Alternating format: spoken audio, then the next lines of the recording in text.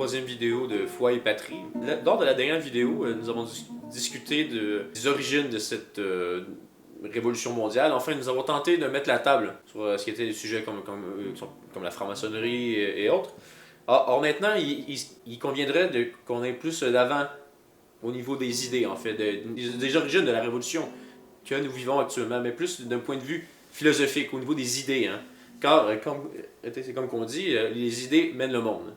Oui, en plus, on a dit donc que l'œuvre de la franc-maçonnerie se jouait surtout au niveau des idées, donc dans le but de changer la civilisation chrétienne en ce que l'on voit maintenant se développer sous nos yeux. Si on veut expliquer comment est-ce qu'on a pu passer de la chrétienté telle qu'elle existait au Moyen-Âge, et bon, les auteurs reconnaissent traditionnellement le XIIIe siècle comme étant l'apogée, si on veut, l'âge d'or de la chrétienté.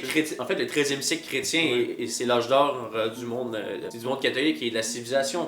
Sur plusieurs trônes, vous avez des saints, déjà d'une part. C'est vrai. Vous avez Saint-Louis. Les moyens pour se sauver, vous avez les lois, vous avez quand même un certain âge de paix en plus à cette époque-là. Oui, puis comme on l'a dit la dernière fois, c'est le règne du droit. C'est-à-dire que le droit est reconnu. Bien sûr qu'il y a des abus, parce que l'homme reste ce qu'il est.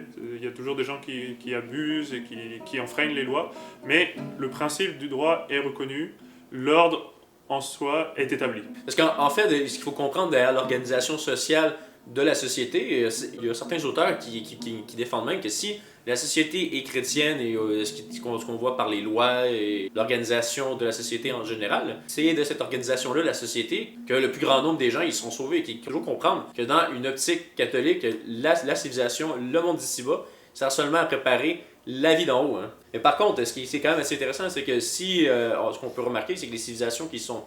les peuples catholiques qui sont soumis à cette façon de penser-là, en travaillant pour celle d'en haut, ils travaillaient aussi pour celle d'ici-bas, à la rendre... c'est vrai. Alors, à la rendre un peu comme le paradis sur Terre, si on veut. C'est une façon imagée, mais...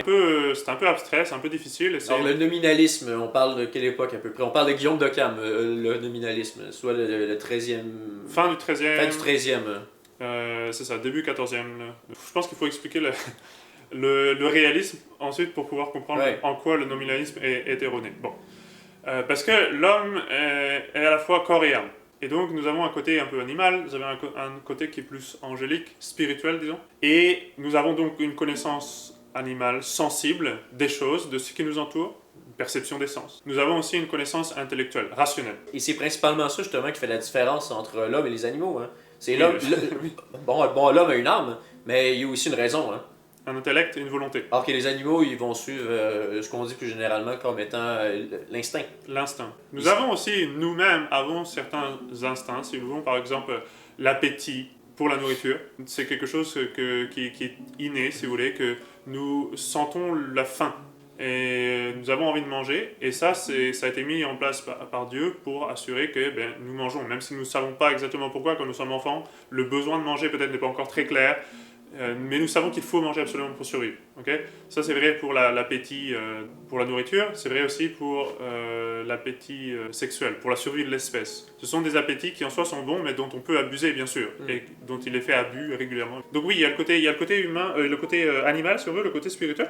Les facultés sensibles, donc plus animales, mettons, les sens, les 5 sens, nous permettent d'appréhender les particuliers, c'est-à-dire les choses particulières. Ce chocolat ici présent, ce chien qui est là devant moi, je peux l'entendre, je peux le sentir, je peux le toucher, etc. L'intellect, lui, par contre, atteint ce qu'on appelle les universaux, c'est-à-dire qu'il est capable d'abstraire de ce chien particulier-là, ou de celui de la voisine, ou de celui du cousin, la notion de chien en général, que ce sont tous des chiens. Donc on ne prend pas cette connaissance de façon séparée, mais on est capable de parler de chien en général. Et quand je vous parle d'un chien, vous savez... Un chien, voilà. J'imagine quelque chose à 4 pattes, et puis avec du poil, et puis... Ouais, si vous commencez à parler d'imagination... Non, oui, mais tu sais, tout le monde comprend c'est quoi l'idée du chien, en fait. C'est ça, on a un concept, on a une idée de ce qu'est le chien. Donc la couleur n'a pas vraiment... disons que ce serait un accident. Hein. Voilà, on est capable de dissocier ce qui est essentiel de ce qui peut changer. La couleur du chien, sa taille, son poids, s'il est gentil, s'il est méchant, etc. Bon, tout ça. Donc on est capable de faire abstraction de certaines choses. Okay, on abstrait l'essentiel de ce qui est accidentel, accessoire. c'est ce qui nous différencie des animaux. Parce que les animaux n'ont pas cette connaissance-là qui est intellectuelle, donc ne peuvent pas comprendre les choses de façon universelle. Ils interagissent sensiblement avec des choses particulières, des objets sensibles, particuliers. Ce chien qui est là, ce chat qui est là, etc., etc. Nous pouvons raisonner, nous pouvons parler de façon abstraite, on est capable de parler de chien sans faire référence à un chien en particulier. On est capable même d'abstraire encore davantage, au niveau de la quantité par exemple, de faire des mathématiques. 2 plus 2 égale 4. De quoi 2. Ouais. 2 chiens, 2 chats, 2. On peut abstraire, on est capable de faire ces abstractions-là. Après, un degré encore supérieur, 3e degré d'abstraction, on est même capable d'abstraire ce qu'est l'être. Que Dieu est un être, nous sommes des êtres aussi, mais les accidents, par exemple la couleur, la taille, etc., sont des êtres, tout ça de façon analogique. On est capable d'abstraire ces notions philosophiques-là. Donc, en tout cas, il y a différents degrés d'abstraction, ça, on l'obtient par l'intelligence, donc les animaux ne l'ont pas. L'intellect, du coup, en fait, lui, il atteint premièrement ce qu'on appelle les universaux, du coup. C'est la nature que l'on retrouve, par exemple, la nature du chien, que l'on retrouve dans tous les chiens. Le nominalisme, lui, va nier, en fait, ce pouvoir de comprendre de façon abstraite, si on veut, dans la mesure où les nominalistes, comme le nom l'indique, C'est à propos du nom, justement, voilà. le nominalisme. Quand on parle de chien, c'est juste un nom qu'on associe à une collection de certaines choses. Oui, il y a un chien là, il y a un chien là. C'est pas lié à l'idée universelle, en fait. Ce que le nominalisme prétend, en fait. Tout à fait. C'est un nom, c'est comme... C'est des noms qui sont vides et qui ne reflètent pas aucune réalité, en fait.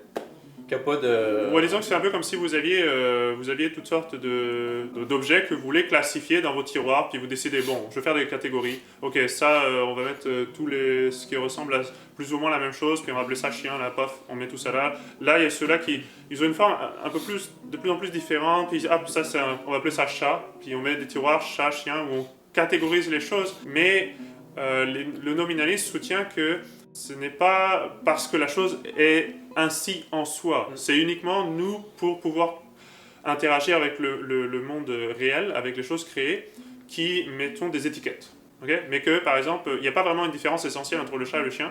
Du moins, on ne peut pas la connaître elle-même. Mais c'est nous qui l'appliquons pour classifier, pour regrouper les choses que l'on connaît, puisque le nominalisme maintient, et Occam maintient, que l'intellect n'est capable que de connaître les choses particulières, et non pas les choses universelles. Donc on peut connaître ce chien-là, on peut connaître ce chien ici, ce chien-là, mais qu'en soi, on n'a pas directement de connaissance de la nature du chien. Donc on peut pas avoir l'idée de c'est quoi un chien. Voilà, exactement. L'idée de c'est quoi un chien à proprement parler. Objectivement. Donc ça pourrait être la même chose pour une table. Oui, ok, j'ai vu une table, mais je peux pas. Bon, tu sais, le nominalisme soutient que je ne pourrais pas dire. Ah, ben, cette chose-là est une table, tu sais, il n'y a que des tables en particulier, il n'y a pas de concept de table. Hein. Ouais, c'est comme une catégorie que vous appliquez vous-même, une étiquette que vous mettez vous-même sur certaines choses. Évidemment, déjà, dès le début, on devrait se dire, tiens, ça nous rappelle certaines choses. Bon, la question des genres qui, soi-disant, sont flexibles, etc. Bon, là, évidemment, on tombe là-dedans. Je veux dire que c'est seulement des préjugés. C'est du pur nominalisme. C'est du pur nominalisme. Hein. On retourne au nominalisme, effectivement. Donc là, le nominalisme, c'est vrai, ça date du XIVe siècle, et ça va, petit à petit, causer beaucoup de problèmes. Parce qu'on se détache d'une réalité objective sur laquelle on ne peut pas discuter.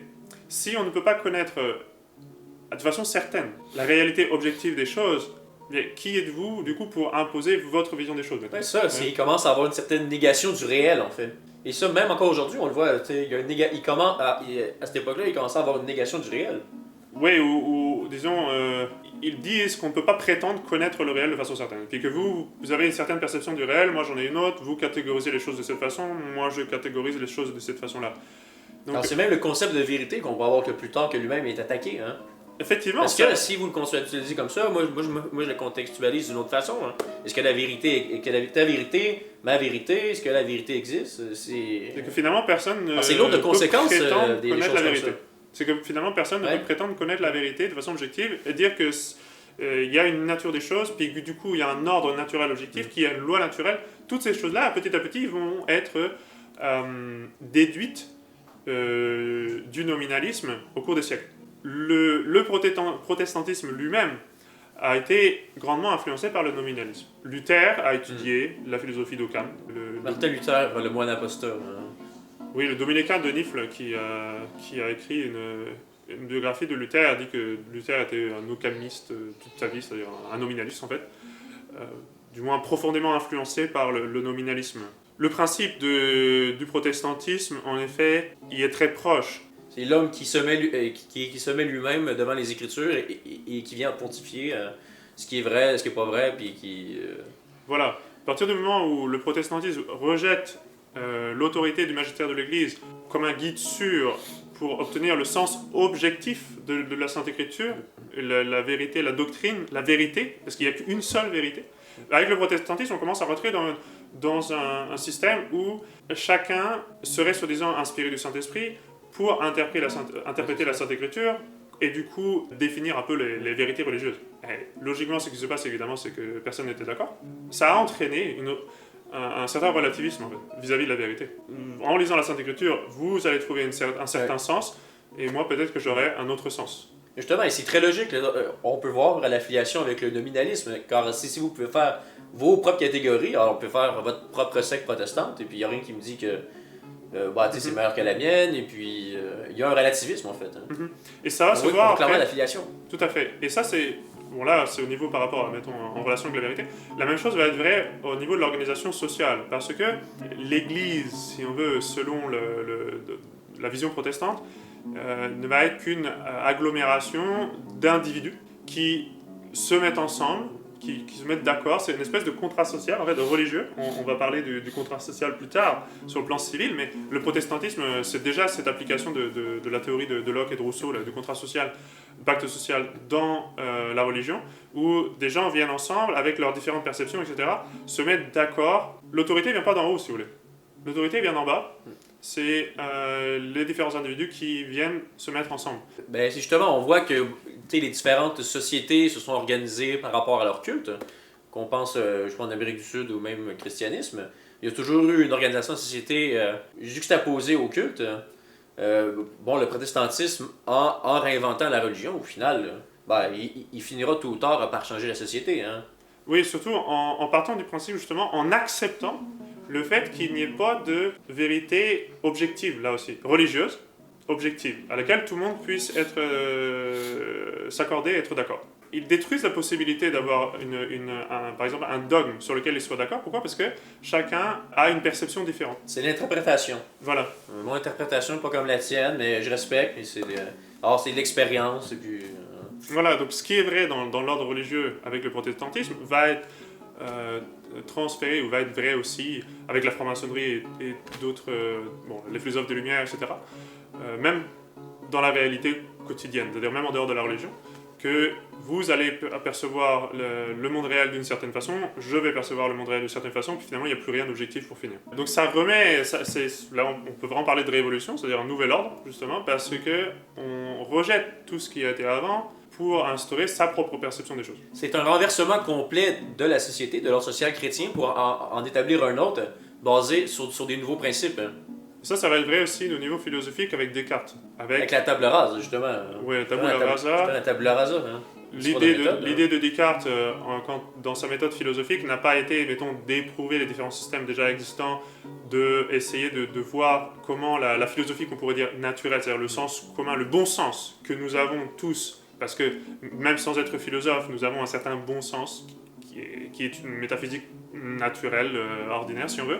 Au lieu de se baser là-dessus et de la développer, Descartes va introduire le doute universel sur toute chose, même les premiers principes de la raison, les choses qui nous paraissent les plus évidentes, il va toutes les remettre en question, fermer les yeux, littéralement, et vouloir repartir à zéro. Ça prend un nouveau point d'appui. Je pense donc je suis, donc ce sera le premier point d'appui, et ensuite je referai la société, ou je referai les idées. Voilà, mais il en est arrivé même à remettre en question le principe de non-contradiction, qui est comme le premier principe qu'on ne peut même pas soit prouver parce qu'il est évident. C'est comme prouver par exemple que le soleil brille quand vous ouvrez les yeux.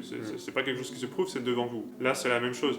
La notion d'être, le premier principe d'identité, etc., toutes ces choses-là, Descartes les remet en question, et en disant « je pense, donc je suis », en fait, les suppose, parce qu'on ne peut pas s'en détacher. C'est un système assez absurde où il prétend tout remettre en question, en même temps, il ne peut pas non plus complètement tout abandonner, parce que sinon, on ne peut même plus penser.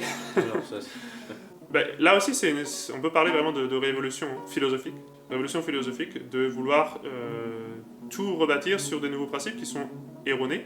Et la seule chose qui est vraie en plus dans ces principes, c'est justement ce qui est naturel, ce qu'ils ont hérité du passé. L'erreur aussi que l'on va retrouver chez les Lumières, et qu'on retrouve dans les idées de la franc-maçonnerie, le naturalisme en général, c'est la négation du péché originel. C'est partir du principe que l'homme est bon, que l'homme a raison, et que d'ailleurs c'est la société qui le corrompt finalement. Ça, c'est Jean-Jacques Rousseau avec justement, c'est l'homme n'est bon et la société corrompt. Hein. Le contrat social, voilà, c'est ça. Parce que c'est quand même idiot parce que le mythe du bon sauvage. Hein. Oui, le mythe du bon sauvage, ça s'en fait partie. Hein. Parce que c'est un homme qui n'a pas été contaminé par la société, bon, qui n'est pas civilisé au final.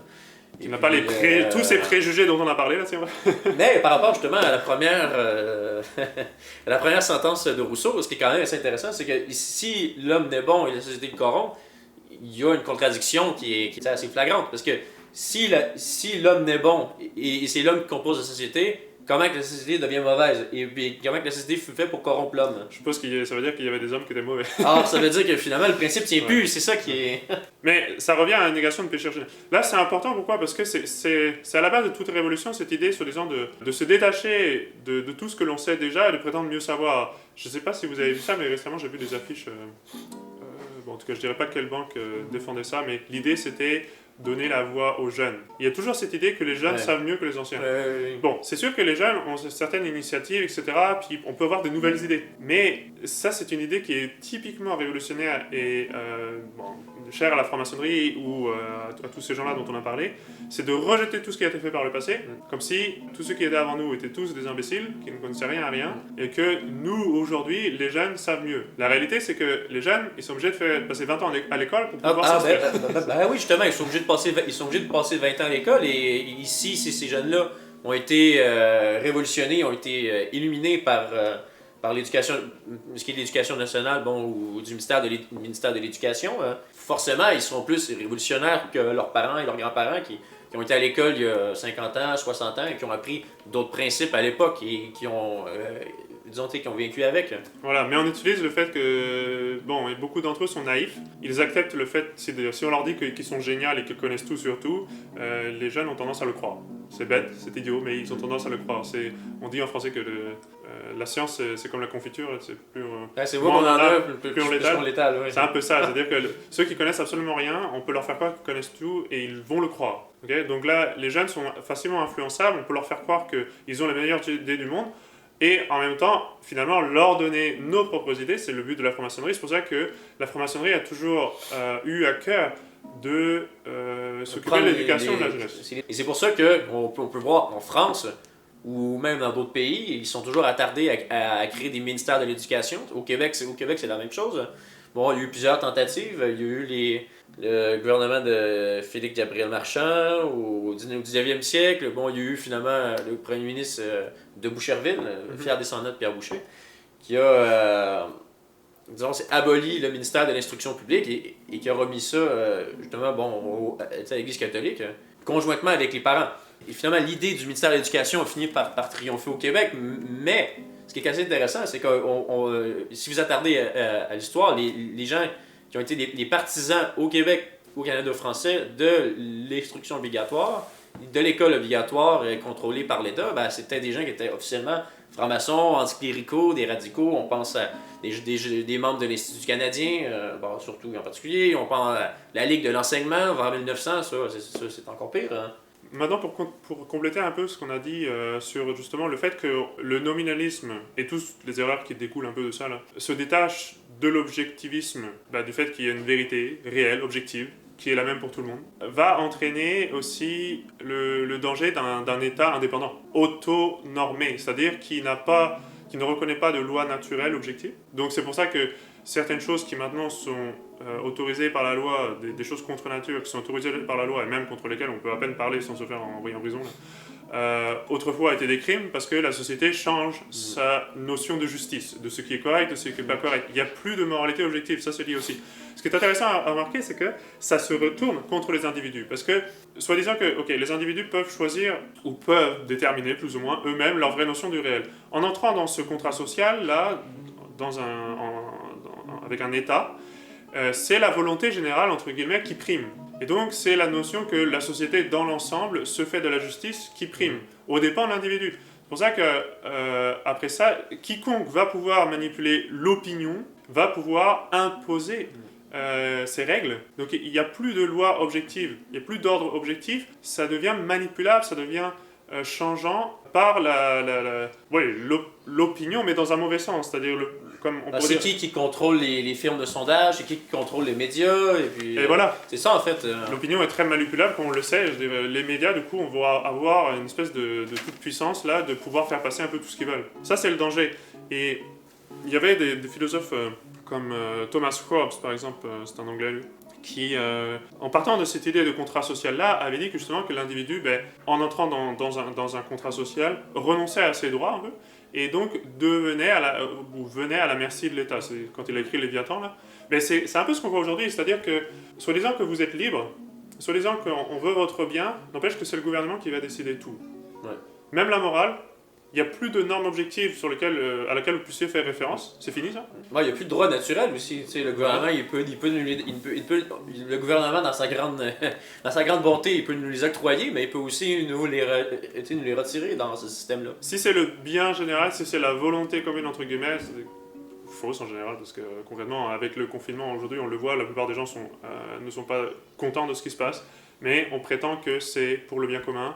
Et donc, on ne nous demande pas notre avis finalement. Si au nom de la liberté, on vous retire votre liberté. Exactement, c'est comme ça que ça fonctionne. La volonté générale. Sous prétexte d'être libre, indépendant de toute morale, de tout ordre naturel, etc., on devient esclave de la volonté générale, qui, elle, est manipulable et changeante et tyrannique. Toutes ces erreurs-là, on les retrouve évidemment dans le monde aujourd'hui, on les retrouve aussi dans le modernisme. Mais c'est intéressant, justement. Bon, le modernisme, il faut expliquer, je crois, un peu. Ça vient d'où? On y voit le nom d'un prêtre, Alfred Loisy. Excommunié, oui. Mort excommunié, qui l'a... Chef de file, on va dire, du modernisme. Conceptualisé. Bon, il n'est pas le seul. Mais... Le modernisme, en héritier de toutes ces erreurs-là, va rejeter l'idée, encore une fois, d'une réalité ou d'une vérité objective.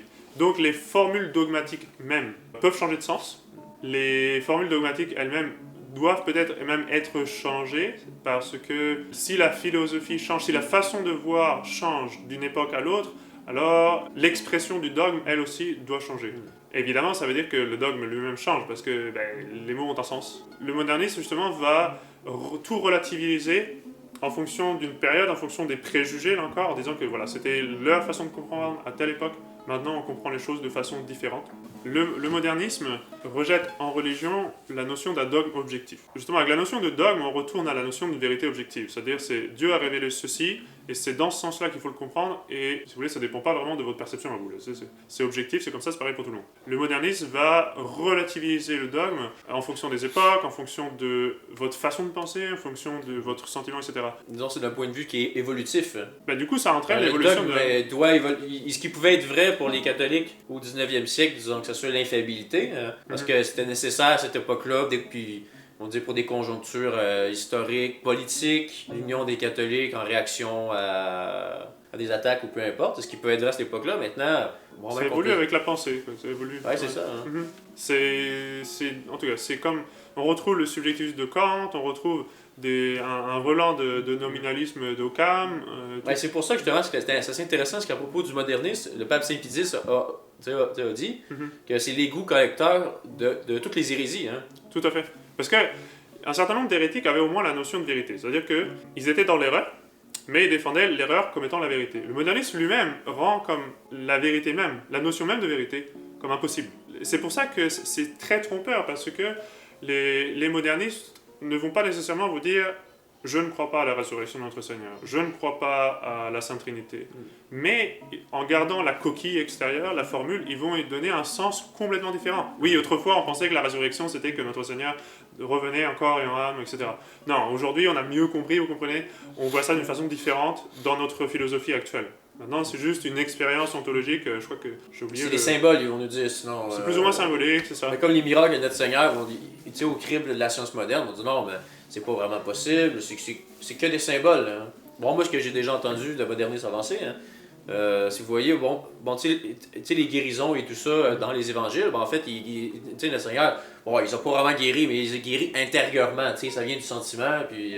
Ça c'est aussi prédominant. Bon, vous avez cité Loisy, là, bon, mais chez d'autres aussi de l'époque, chez les modernistes en général. Pour eux, la notion d'un miracle, c'est quand même impossible. Parce que la notion de miracle suppose aussi, c'est un peu, ça paraît peut-être paradoxal, là, mais suppose la notion de vérité. C'est-à-dire qu'il y a des lois physiques objectives, puis là, il y a une exception qui est faite par Dieu. Okay, mais il faut comprendre ce qu'est une loi, il faut comprendre ce qu'est une exception. Ça demande la perception de la réalité. Ça demande qu'il y ait vraiment des lois physiques qu'on est capable de comprendre. Donc tout ça, ça va contre le nominalisme. Le miracle est impossible pour un nominaliste. La même chose pour ceux qui ne pensent qu'aux phénomènes, là, les phénémologistes. Pour eux, la notion d'un miracle est impossible, c'est quelque chose qu'on ne peut même pas appréhender, puisqu'on n'est pas certain, on ne peut pas avoir la certitude même des lois physiques de la réalité. Ce qu'il faut retenir de tout ça, c'est que notre monde actuel est vraiment imbu de toutes sortes d'erreurs, surtout concernant la réalité des choses et la notion de vérité. Ça paraît bête, mais on en est rendu à ce point-là.